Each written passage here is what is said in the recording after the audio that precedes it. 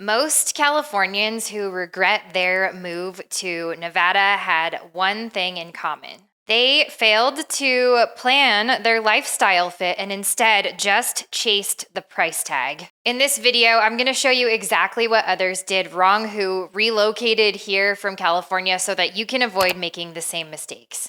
Hey, welcome back to my channel. If you're new here, my name is Sarah Schultz. I'm a realtor in the Northern Nevada market. I have a niche focus in relocations, especially those moving from out of state. What's up, Californians? I help a lot of you, but I help people from all over the country. And recently I've had an influx of people from outside the US as well. So I am your girl for all things relocation related. If you have lifestyle questions, real estate questions, any of the above, feel free to drop a comment below or book a call with me.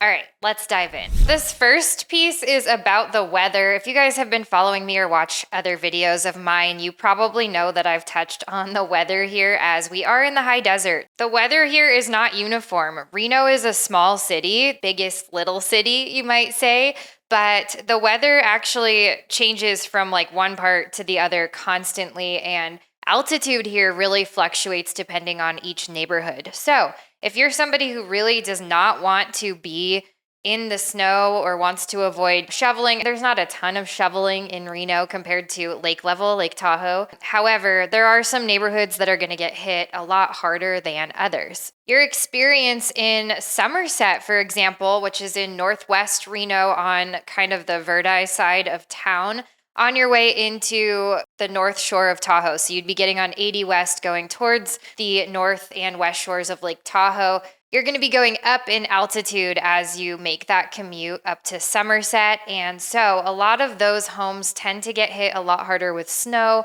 There are some cliffs up there and things to keep in mind. I mean, basically, the drive into that community is up one huge, massive hill. So you're going to want to keep that in mind.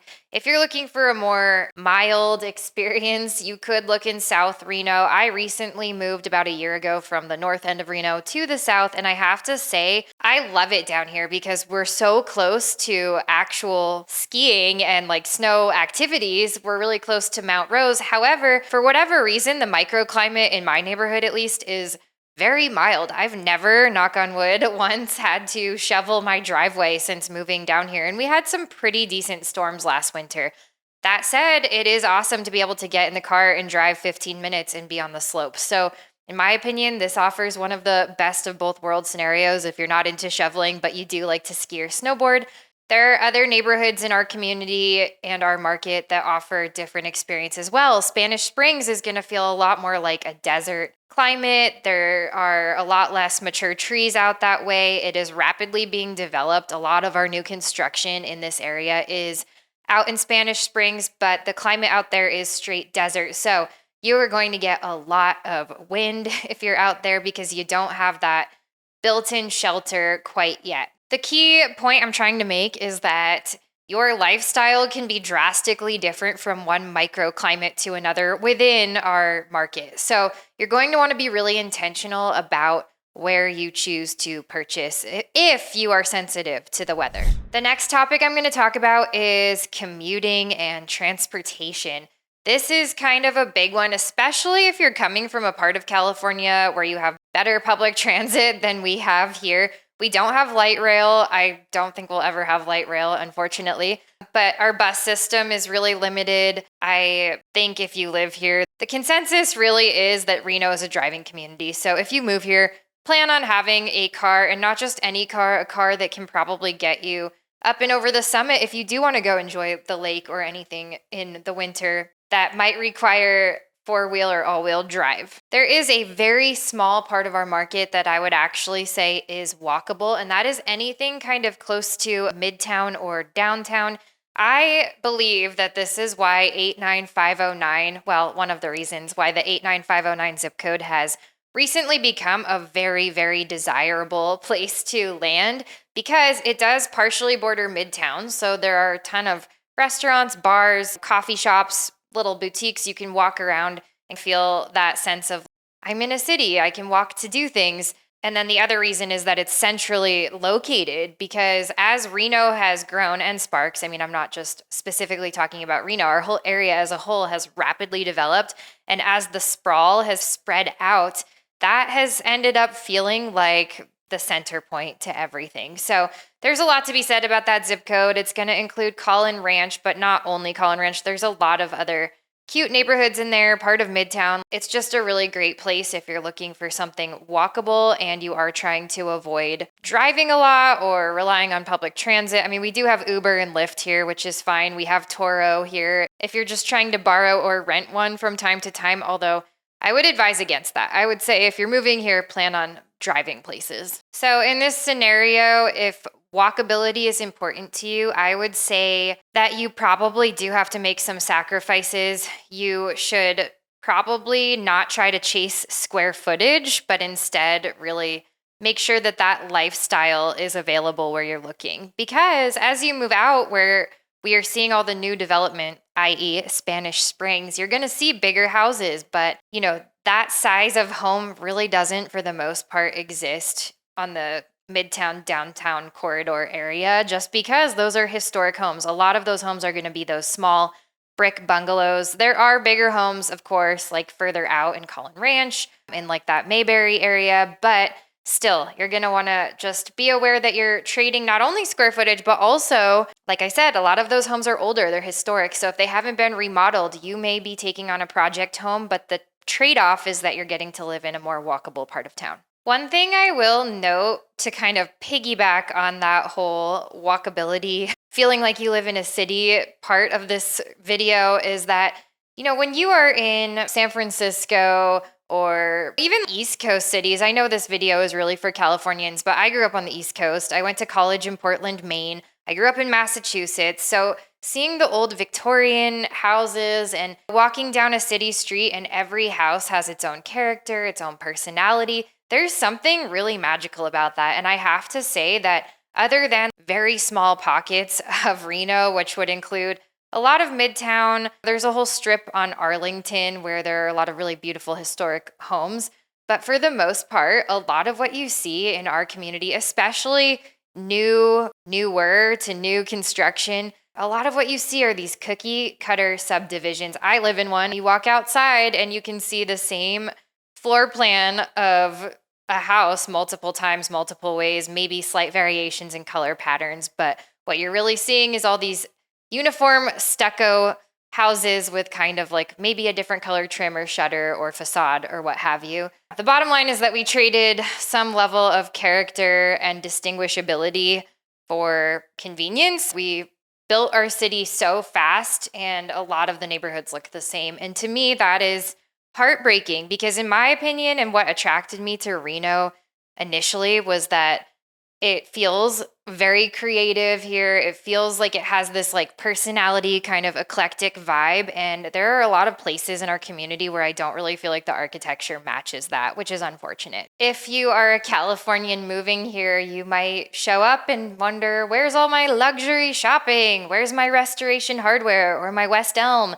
We did have a West Elm. It didn't survive, but we did have one. Or maybe you'll be looking for Crate and Barrel. We do have a Nordstrom Rack. One area that we do have that is like almost along those lines, I think it's trying to be along those lines, is the Shaden Summit, formerly known as the Summit Sierra. That is on Mount Rose Highway, the corner of Mount Rose Highway and South Virginia Street. So if you're going down South Virginia and you're going to go up towards Mount Rose, you'll see this huge complex there. There are some luxury apartments there. There's a movie theater. There are a bunch of restaurants. They have some upscale dining. Land Ocean is there, which is really nice. But they also have like Ike's Love and Sandwiches, and they just put in a Dave and Buster's arcade for kids. So there's kind of a lot going on in there. There's a lot of shopping, actually. There's the only Lululemon store, the only Apple store.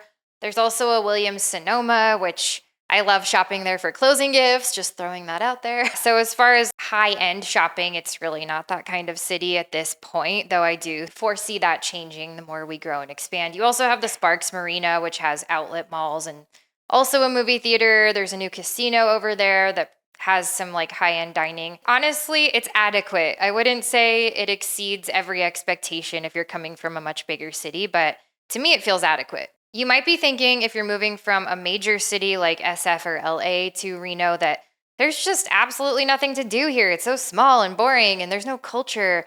And I mean, if you're coming from those places, we're not San Francisco and we're not Los Angeles. We're certainly not Boston or New York. But if you're coming from a smaller town in California or from, any small town anywhere, Reno's going to feel like it has a lot going on if you're willing to embrace what we have to offer here.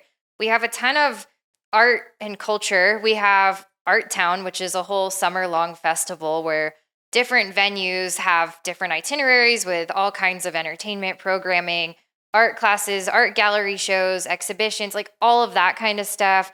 We have cultural festivals. We have the Italian festival. That one just happened. We've got street vibrations if you are into motorcycles, Hot August nights if you're into classic cars. There's blues, brews, and barbecues. I think I made a video about that one a couple years back, but that's a whole downtown takeover. We've got a few new events in recent years. This past year was the very first time they did Western Lights, which was really cool. They had all this light up art and it was very family friendly. And it was a 3-day thing with live music, circus performers, big lit up artwork downtown. And everybody kind of came out and hung out. It was super cool. Obviously, Burning Man's not too far from here. We're the last major city before Burning Man. So whether you love it or hate it, a lot of our cultural events are Burning Man centric. We have a lot of Burning Man art that was on the playa that the city has now purchased and maintains all over the town, making it beautiful, all over the city, kind of beautifying our downtown areas. There's a new neon line, which is a new festival grounds there, and they have all kinds of different music. Obviously, neon line, they've got all kinds of lights and sculptures. They've taken a lot of the old nostalgic signage from Reno and kind of installed it along there to pay homage to Reno's history. There's just a lot. And if you haven't heard, I actually sat in on a seminar with the investor for the Reno Revival Project. This is the latest iteration. If you guys don't know, there was a casino downtown known as Harrah's. It was there forever. It closed during COVID and never reopened, and it's been sitting unoccupied. There have been multiple attempts at renovations, restorations. Different investors have tried and failed or tried and aborted mission to really revive it and make it into something. This guy who is taking it on currently seems to be, in my opinion, the one who's going to get it done. I did review all of the plans for that project, and it does look like exactly what we need. There are going to be several restaurants, retail, residential tower, and then also hospitality tower. So, people living there, people hoteling there. There are going to be office spaces, parking, and I did ask about Sammy's showroom. If you've ever been to Reno prior to COVID, there was always a lot of cool entertainment, and that dates back to, Sammy Davis Jr., the Rat Pack era, and he said they couldn't disclose their plans for that, but they're cooking up something really cool and it will pay homage to the roots of that venue, which I think is necessary and very cool. So there's a lot going on and a lot in the works to kind of revive our downtown, but I'm going to move on to the next piece of this video. I think a lot of people have heard in years past that Reno was really cheap and really affordable. And if you're coming from San Jose, I think anywhere is really affordable, right? But I think the days of Reno being super cheap are long behind us. Our median sales price has been at or around the $600K mark for a single family home for a long time. Now, obviously, if you're in San Jose, that feels like a drop in the bucket, most likely. I see listings down there where they're, $1.5 million and you're living in a complete shack. So it's all relative. But I think that we kind of need to move away from this perception that Reno's super cheap. In fact, a lot of the locals here have been priced out. A lot of them are bitter or angry or are moving because they can no longer afford it. So there's some tension here that you should probably have in mind if you're thinking of moving here from somewhere else. There are also a lot of other cost of living factors that are expensive here that you may want to do some research on. I think I've made lots of videos about this actually. You can dig through my channel, but vehicle registration, childcare, groceries, depending on which county you're in, utilities could be expensive. Healthcare is expensive. So these are all things that you're going to want to do adequate research about. Housing is only one piece of the puzzle. At the end of the day, you need to care about your monthly overhead overall, not just roof over your head. I do have a really close friend who's actually an agent. She works in the Nevada City, Grass Valley market. If you guys need a referral there, by the way, I would love to set you up. I love her. She's awesome.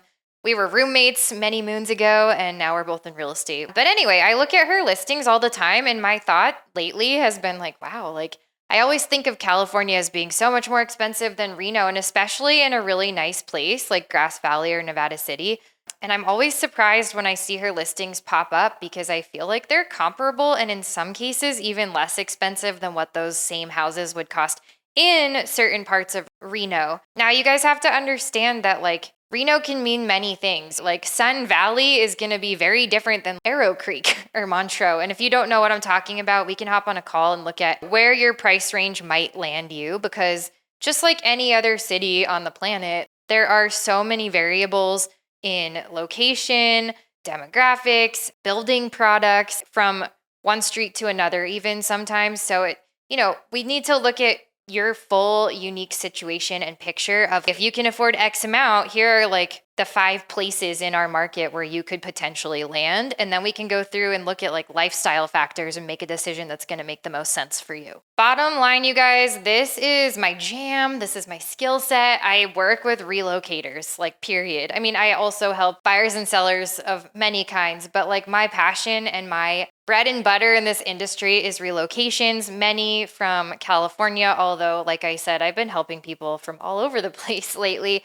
and I would love to help you too. If you didn't know this about me, I actually relocated to this area about 15 years ago. I grew up on the East Coast, went to college over there, moved down to the Southwest. If you didn't know, I'm also a ski bum, which led me to Tahoe. And in between, I lived kind of all over California. So I have this relevant experience of relocating and my perspective about Reno and certain areas in our market, comparing Reno, Sparks, Carson City, or Tahoe. I've lived in all those places. And so I feel like I have a lot to offer you when it comes to figuring out exactly where you should land. And not only that, my niche skill set within real estate is making sure that your move is very seamless. If you have a home to sell somewhere else, I can set you up with a referral partner over there that's going to help make it all smooth and aligned so that there's no weird in between where you don't have a house. And as far as matching you with lenders, contractors, all of that, making your move from A to B just completely